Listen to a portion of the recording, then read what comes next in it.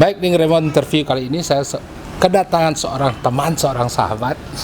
Beliau ini adalah drummer fenomenal di Bali karena kepiawaiannya bermain drum dan sempat menggawangi band besar di Bali, dan sekarang bersama band besar juga yaitu Dialog Dini Hari. Inilah Denny Surya. Keren, kabaran? Woi, oh aja. Woi, sejak guru. Apa guru? Kira-kira lo ngapain sih ketemu? lebih.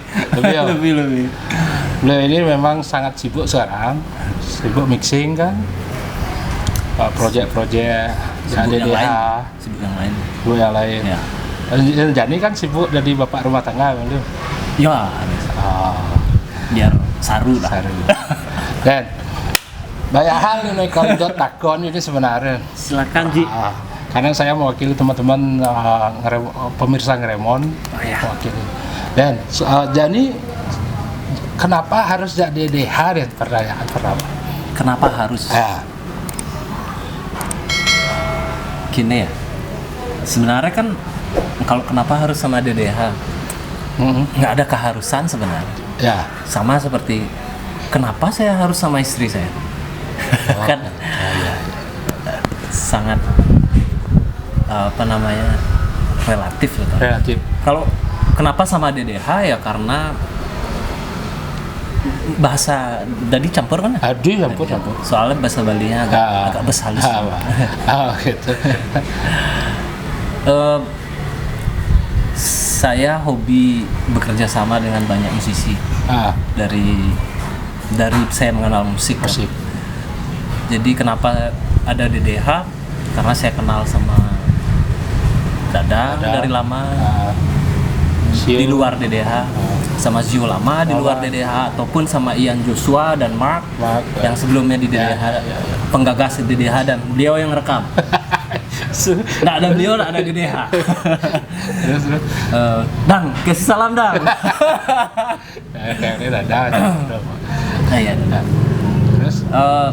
Ya itu salah satu kenapa ada DDH, karena saya suka bekerja sama dengan banyak musisi, dan akhirnya project DDH ini adalah project studio awalnya, yang Dadang pingin kerja sama saya hanya untuk studio, dan lagu-lagunya siapa tahu ntar laku untuk dijual ke orang lain, bukan untuk dijadikan sebagai band seperti sekarang. Jadi DDH itu cuman kita bikin lagu di studio, lagunya jadi jual. Karena waktu itu tahun 2000 berapa tuh ya Bung ya? 9 ya. Itu lagi marak, banyak investor, produser mencari lagu, beli lagu dari mana-mana. Lagu itu diambil, diproduce, dikasih cap. Jadi pure cari duit. Ya. Jadi konsep awal itu. Terus berjalan waktu, karena namanya musisi ya. Musisi kalau udah ketemu chemistry itu susah untuk dipisahin. Dengan apapun konfliknya, dan coba ada chemistry, musik ya bicara musik universal ya jadinya. Dan itu salah satu bahasa kita untuk ekspresikan kalau saya marah sama orang atau saya nggak suka sama member band saya, dituangkan ke musik itu. Jadi secara personal kita akan baik-baik aja karena musik. Dan grafiknya jelas, emosinya kapan, sedihnya kapan. Ya lebih jujur lah. Ya. Berkreasinya lebih jujur karena tidak ada intervensi apa-apa, tidak ada kepingin bikin lagu supaya ngetop. Sama sekali nggak ada. Jujur hanya benar. Memang berkarya. Dan seperti balik lagi konsep DDH itu sendiri adalah bikin lagu yang memang nggak mikirin market. Ini lagu kita punya materi, kita bikin market sendiri. Masa sih nggak ada orang penikmat untuk mendengarkan materi seperti ini. Di tahun yang semakin wayah. Ya kan? Masa gitu-gitu kan lagunya gitu. Biar ada variasi. Karena harus memang berwarna. Dan harus memang dimulai dari, kalau nggak kita yang mulai, siapa yang mulai kan? Ya betul. Kita harus start lah. Entah itu laku nanti atau kejual atau gimana yang kita nggak tahu. Yang jelas kita tetap kita berkarya, senang, ya, berkaryanya senang, semua ditumpahin ke sana. Akhirnya tercipta DDH. Dan menjadi permasalahan ya. Apa masalahnya? Band yang membesarkan Denny Dodon kan balik jadi. Dan udah sing balik itu pertanyaannya. Harus dijawab nih. Jawab. Oh, jawab. Boleh saya tahu itu tahun berapa? Ada momen di saat band ini akan balik. Gung bisa kasih tahu saya tahun berapa dan tepatnya tanggal berapa? Sing doang ya. Nggak tahu ya? Sing doang. Saya juga nggak tahu. Itu jawabannya. Di saat saya sebenarnya ini bukan kapasitas yang untuk jawab ya, maksudnya kenapa dan kok bisa. Saya sendiri juga harusnya bertanya harusnya. Oh gitu. Harusnya bertanya. Saya udah mungkin kebutuhannya bukan drummer seperti saya atau. Oh begitu. Kan karena saya momen saat band itu gabung kembali saya pun nggak tahu. Satu hal yang saya tahu waktu itu di tahun 2009 atau 10 di saat DDH baru berkarya menjelang album itu rampung. Sempat 1 orang 2 orang yang dia adalah tokoh musik ya, ini musik di Indonesia lah ya, di Bali. Seperti propagandis waktu itu. Saya bisa namakan, nggak usah ada disebutin namanya. Cuman beliau sempat tag saya waktu itu. Ada reuni nih begini. Akan ada event. Kalau memang waktu pas, hajar aja. Itu jawaban saya. Artinya ngepas kondisi tidak sibuk-sibuk gitu. Iya, karena kan waktu itu saya ada kerjaan yang harus wajib saya lakuin. Pernah profesional kerjaan, plus ada DDH juga yang menurut saya adalah satu investasi buat saya sendiri. Iya betul. Jadi kenapa enggak? Saya harus berkarya juga. Di samping saya harus cari duit profesional. Betul. Udah itu aja saya balas. Nggak ada kelanjutan. Terus saya jalani hidup sebagai sound biasa. engineer, main musik sama beberapa orang, main musik event Alipis, cafe, wedding apa segala macam, plus DDH. Di tahun 2011 apa 2012, nah singkat cerita DDH mulai ada album pertama, terus mulai dapat perhatian lah dari terutama di Jakarta awalnya. Karena musik seperti ini mungkin di Bali belum bisa diterima waktu itu. Akhirnya ya itu mulai merintis.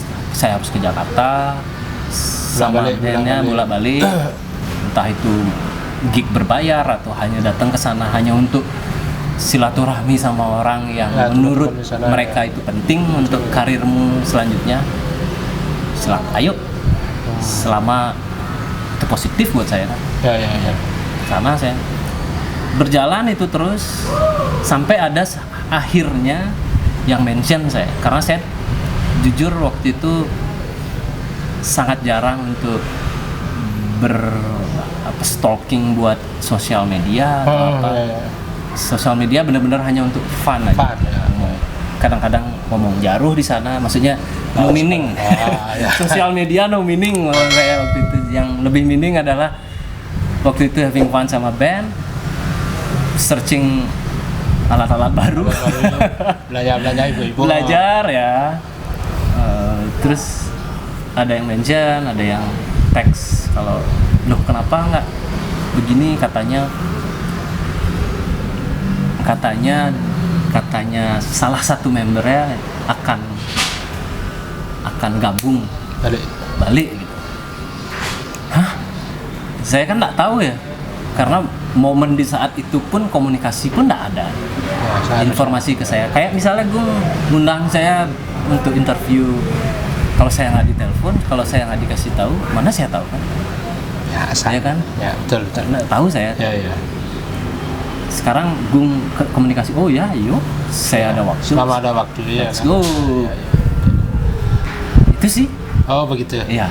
Tapi Denny ini adalah pemain betul-betul bertalenta tinggi, karena saya tahu beliau dari waktu SMA ada SMA. Bulu. Ada bulu juri ada.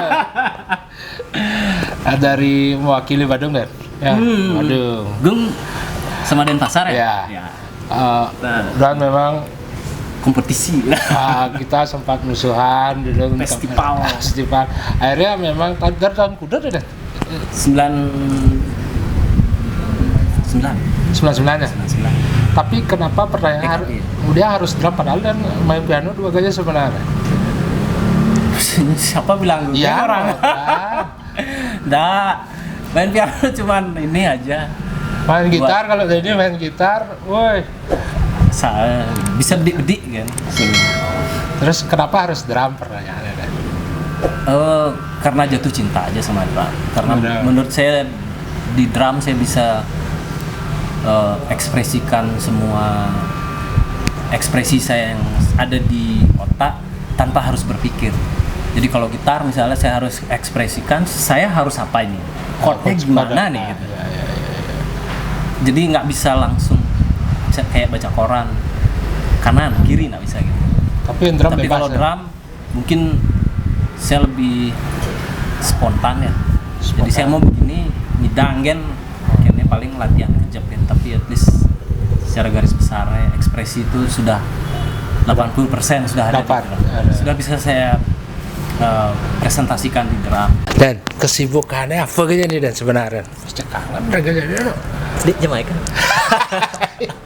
Saya sisternya nggak sih? Kan. Kesibukan sebelum corona ya ngeband, ajak band yang DDH, ada band aneh. Udah ada yang lain band? Aneh sering main sih dulu. DDH, ada band jamming, terus ada band cara jamming masih cuman biasanya tiap Sabtu di Orchard Land yang ada waktu. Nggak mensing misalnya pas yang bentrok jadwal yang ada drummer landnya. Cuman tuh bener-bener ya karena yang demen kerja sama aja musisi land, dan ini tiap Sabtu tuh Orchard Bar tuh ngabang slot untuk band yang totona Island Soul dan itu pidan penggagasnya Abang Arai itu. Oh iya. Almarhum. Itu benar-benar konsepnya ngundang musisi open mic istilahnya, cuman dengan cara Island Soul. Dengan bahasanya Island Soul yang menurut yang sih benar-benar freedom, tidak ada intervensi apa-apa. Benar-benar balik lagi chemistry. Apa yang terjadi di stage ya sudah di stage. Silakan diselesaikan di stage. Setelah itu minum biasa. Minum abu. Terus kesibukannya nih engineer dong. Engineer masih ya mixing, produksi, mastering. Tapi take masih ada rekaman pasti kalau ada yang harus nyimak langsung mungkin. Biasanya kalau sekedar pemirsa yang mau tahu bahwa ini engineer termahal di Bali. Kata siapa gue? Ya, saya. Nggak ada pernah ngasih harga. Sudah kan. Tapi memang Denny adalah sosok multi talenta. Udah ini. 39 ya? 39? Masih. Tapi masih kuat. Cut. Kuat apa nih? Kuat begadang. Begadang kalau engineer itu begadang. Harus. Tapi memang engke teknis dan ya rekaman dan on pidan sempat di Regina tidak jadi freelance tuh Ya di Pregina tidak dulu sebenarnya juga freelance sih karena yang memang demen hangout kamu yang demen kamu untuk belajar. Jadi Pregina tidak itu satu tempat yang salah satu universitas yang lah untuk belajar. Ada Gus Mantra itu, ada Bung Anom dia tidak, Gus Mantra di Pregina yang liu ngajin hal-hal nih berkaitan dengan audio dan segala macam dengan angle berbeda-beda. Angle berbeda-beda karena perlu itu angle berbeda. Kenapa sangat perlu? Ada nih kan musik itu universal kan. Ya kan? Sebenarnya musik itu saya nggak ada pilih atau benar kan? Tidak ada jelek, tidak ada bagus. Semuanya tergantung perspektif, angle kita ngambil dari mana. Dan yang paling penting adalah dan jujur agak ngayak musik atau ngayak lagu atau apapun nyampe ke orang berarti berarti benah yang kamu jalanin lah benar jalanmu benar kan nyampe lagu itu atau orang apresiatif orang senang dan pesannya sesimpel itu lah tinggal dan konehe mau mulai nerima job dari luar negeri kan tinggal ya berawal dari Antida itu sendiri sebenarnya. Antida itu kan ownernya Gung Anom sendiri 15 tahun di Eropa, di Swiss. Ya. Jadi sesimpel itu kan, dia ada teman di sana, dia punya studio di Bali.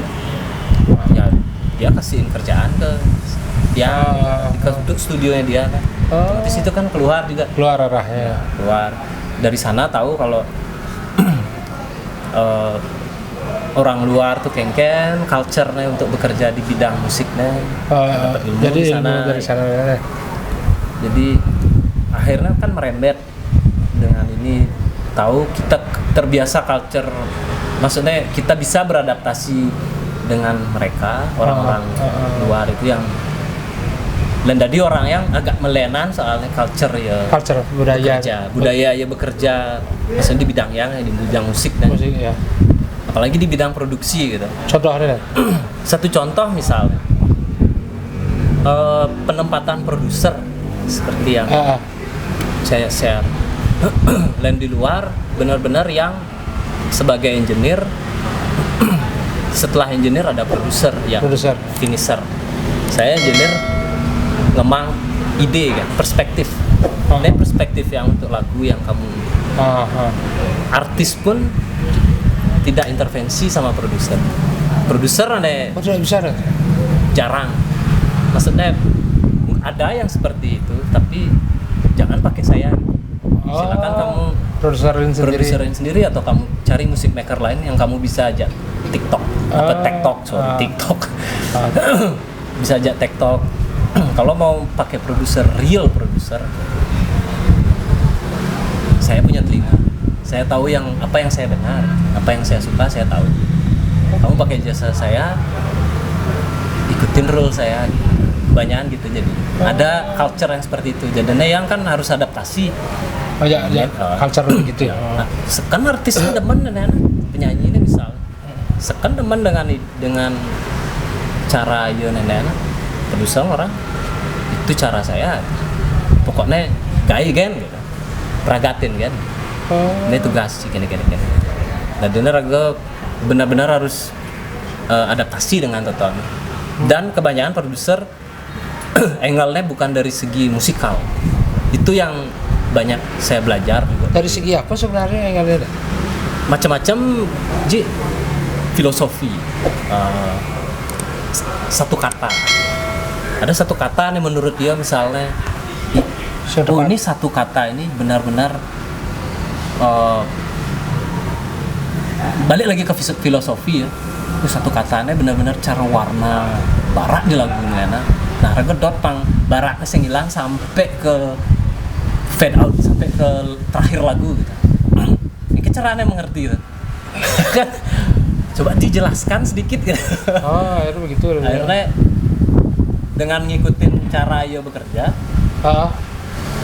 Oh maksudnya tuh ini maksudnya di bagian tagline itu atau di hook line itu tidak ada hal spesial, tidak ada ornamen yang bikin ngedistract bagian begitu masuk bagian tiba-tiba masuk instrumen aneh frekuensinya agak agresif gitu, jadi make tensi kan, tension, ada aneh baru nih.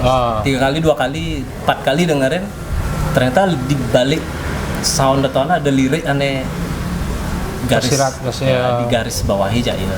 Yang netoton menurut dia adalah angle-nya untuk lagu itu penekanannya itu yang harus saya pertahankan biar lagu ini dapat jiwanya mungkin. Sebegitunya sampai kan tidak ada musikal sedikit pun Totoana. Dia benar-benar filosofi, hanya ngelihat kata gitu. Notnya sing tawang ya. Ya hal-hal seperti itu dah modalnya yang kan ya ada benarnya Mas ya. Maksudnya Rangga sebagai musisi juga tidak bisa hanya not balok, tidak bisa hanya dengan nilai not semata. Ya penting Totoana untuk skill Rangga untuk mengaplikasikan. Cuman kan tetap harus ada adaptasi ya. Karena tidak semua not seperempat itu selalu bisa dipakai di setiap lagu.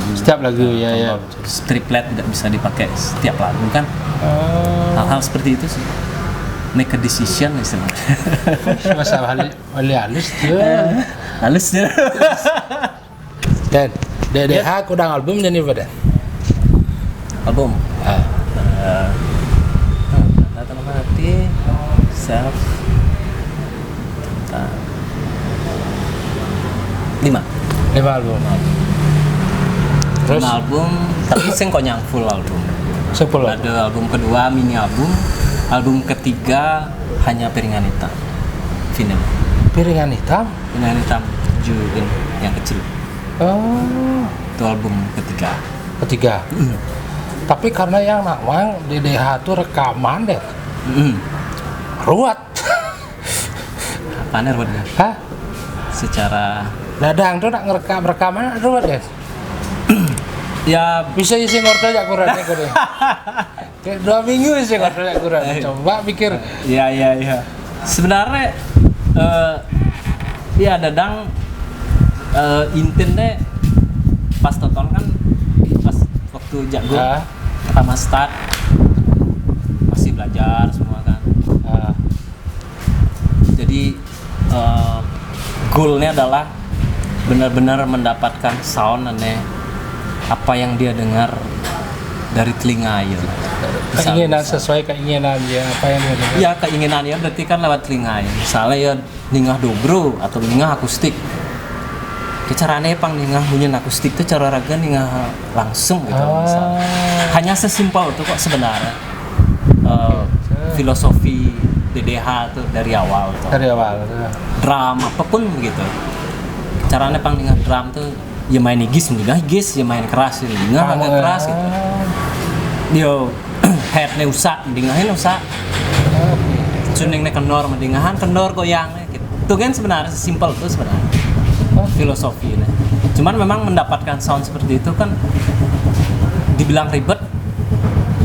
Kalau ndak pas seton sih nawang teknik nyemaknya pasti kita berpikirnya akan ini ada satu gear atau ada satu teknik aneh harus kita pelajarin, harus kita adaptasi uling luar untuk mendapatkan sound seperti itu. Sebenarnya dan Raga paham teknis dan fungsi setiap gear gitu. Gear aneh luang tuh kan nangkap frekuensi natural. Gear aneh istilahnya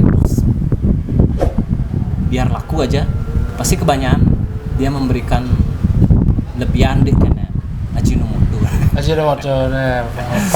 langsung penyedap menurut ya. Pengalaman yang mencoba beberapa gear ya.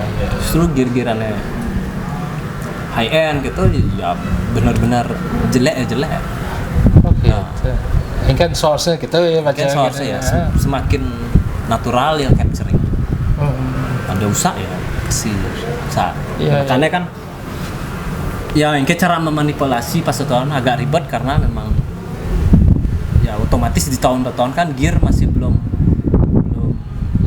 begitu banyak dan informasi tentang gear kan belum juga tahun-tahun. Betul. Tapi untungnya di Phoenix Radio tuh tongos rekaman pertama sama gue itu semua alatnya hampir high end semua. Dari mikrofon pas segala macam. Cuman karena experience belum ada. Ya, betul. Plus studionya agak tengah agak tengah. Tadi kan ya banyak hal-hal nih di luar nalar yang ribet kan. Iya betul. Itu kan Jason. Ya. Terus album DDH itu yang paling demen dan Nucer. Paling dan memang cek nih radio nih main drum gini nih kan. Memang menyuarakan karena dan gitu. Sebenarnya kalau Gong bilang yang mana yang saya banget nih main drum dari album pertama yang saya tidak rekaman itu pun yang banyak kok sharing aja Dadang, cuman karena waktu kan yang sing tadi ini ngidang sempat rekaman. Iya. Ada Mark yang rekam. Iya, Mark. Tapi secara garis besar apa yang dimainkan Mark tuh benedot ya. Dan memang DDH Toton menurut ya aneh dan itu loh kok akhirnya dan saya tidak bertanya itu kenapa memang bagian dari keinginan Dadang waktu itu dan Yan dan Mark gitu loh. Dari terutama dari drum sampai drum di studio dibuka sampai yang ada entah apa deh gitu loh. Akhirnya ya sudahlah dan saya mengikuti proses ya menurut Daniel itu bagian dari idealis DDH seperti itu deh. Harus setiap musisi lah idealis sih menurut ya tenangannya. Kalau nggak punya idealis apa ada anak ya betul. Kewa ada dana kan. Maksudnya lensing lah idealis ya pasti akan mentok segitu aja. Ya. Tidak ada lifting istilah. Ya bagian dari idealis mungkin benar sih bagian dari idealis sampai sekarang pun. Dan ciri ya begitu ya sampai detik ini pun kita masih berusaha untuk menemukan hal-hal tertentu. Entah misalnya Jani DDH lebih berevolusi karena ada Zio masuk. Setelah Yan nggak ikut. Nah pengetahuan Zio lebih liar dari Yan. Lebih liar dalam artian dia pemain bass, tapi tidak harus bermain bass. Kan liar aja nana. Yang langsung nangkap sih bass itu. Karena memang Ling SMA kan memang. Itu nih satu hal nih teman yang Ling Zio. Raga pemain bass tapi tidak harus bermain bass. Ini berarti terbuka aja kan ya ada wawasan ataupun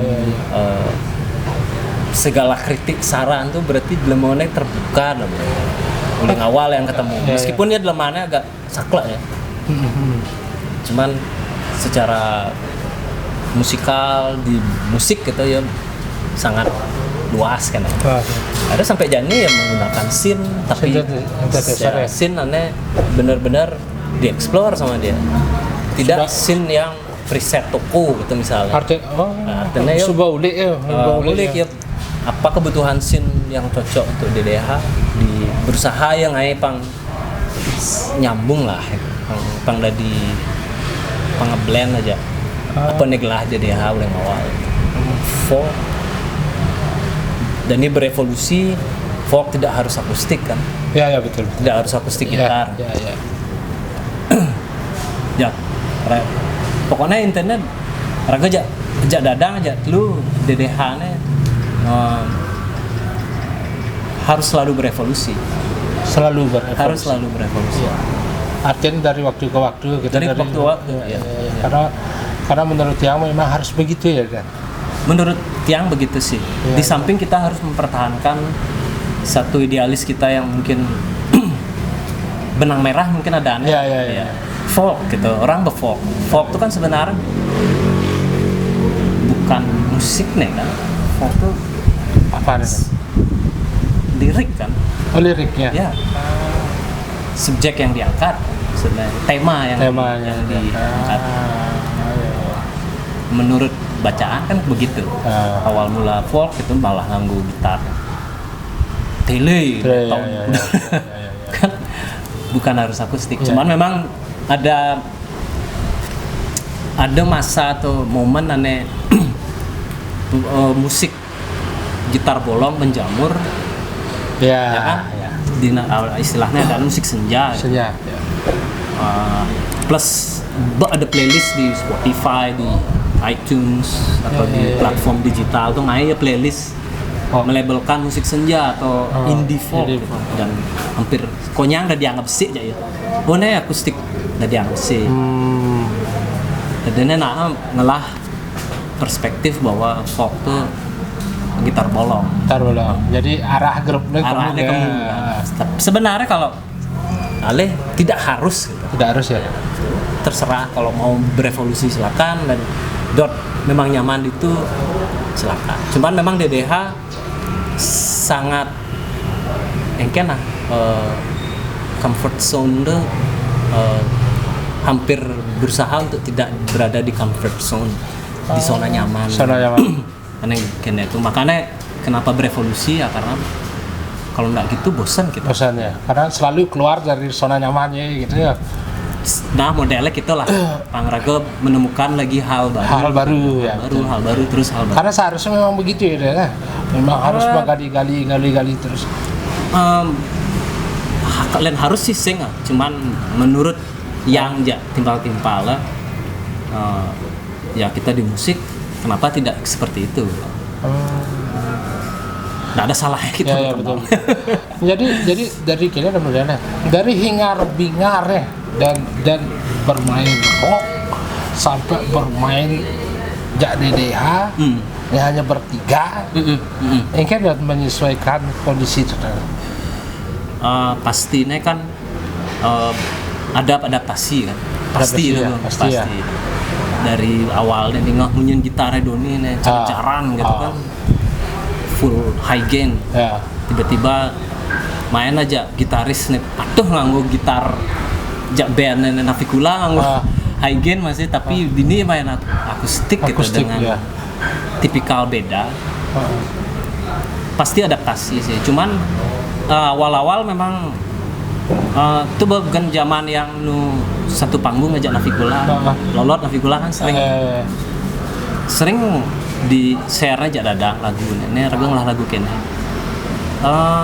secara tipikal dadang main sih sebenarnya ada bedanya antara yang main Navikula Grand saja di DDH sebenarnya ada bedanya cuman ya tensi ini kan agak lebih menyesuaikan aja cara yang ngending tensi ya dadanya tapi secara ken dia main tuh sebenarnya patuh caranya main di Navikula karena depan musik gitu kan bedanya cuman dia harus menyesuaikan ya, cara yang menggending ya kan sing mungkin yang ngending main gitar cara ya menggending jak Robi gitu ya betul.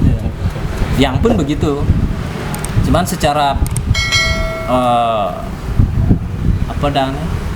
visi bermusik di Lolot pun yang penyesuaian sebelum jak Lolot justru yang lebih terasa itu sempat lebih ngejelimet band festival betul. Sempat masih agak menuju jazz tapi jazz nanggung pura-pura jazz Padahal kan semua ada penyesuaian dari band satu ke bandnya band Lolot pun yang berusaha menyesuaikan tapi mungkin tensi yang bermain harus lebih menyesuaikan aja timpal-timpal material yang ada. Caranya pang menyupport mereka tuh kan sih sesimpel. Terus harapan ke depan Denny di karir Denny itu gimana? Pastinya selalu ingin berkembang, belajar, kesempatan belajar selalu ada. Berkembang biak maksudnya? Berkembang biak pasti. Tapi saru-saru. Pura-pura gitu. Pura-pura melibas. Ya. Boleh. Guru. Suruh pura-pura keras. Ora beli beras cek dapur apa kebutuhan. Ya kira-kira menurut Dana, menurut Daniel, nyen sih pemain favorit drum dari ini? Liu Jianggung sebenarnya. Liu saja dari kecil lo. Liu ada sosok aneh. Sosok menginspirasi. Entah dari di Bali, di luar, di Indonesia. Maksudnya dengan dikenalkan aja lingkungan. Ini lu. Tapi akhirnya harus menjadi diri sendiri, kan?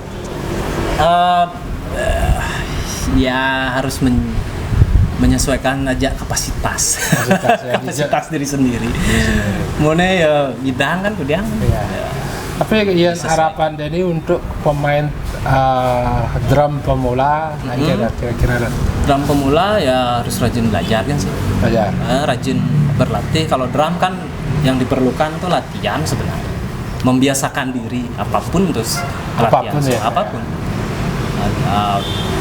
Cara Jani lagi ngetren untuk drum chop. Lu ngajar atau? Kayak drum chop. Maksudnya main gospel gitu kan, di drumannya di bolak balik lah. Jatuh drumnya, fill in. Tapi lu ngajar atau sebenarnya untuk ilmu ya, tambahan skill ya. Pokoknya gali ilmu sebanyak mungkin lah. Ya. Jangan tuangin ke karya.